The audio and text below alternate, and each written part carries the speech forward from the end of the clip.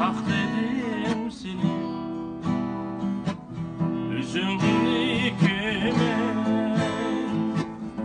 sevindim seni üstten boyda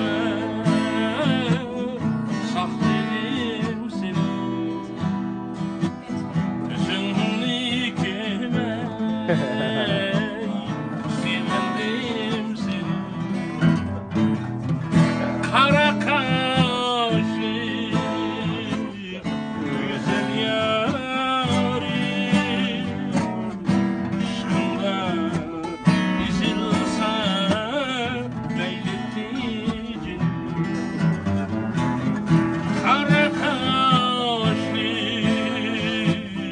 güzel yarim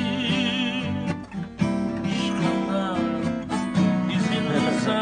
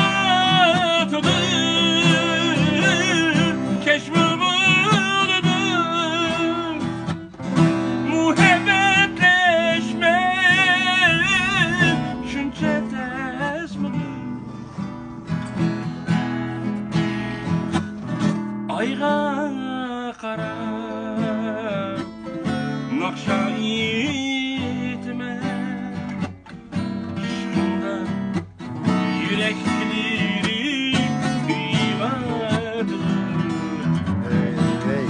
ayga qarab naqsha etme aşkında yürekleri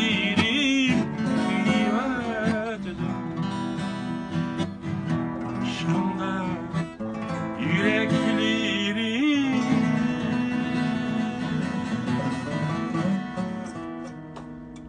kıyıverdim. Hey.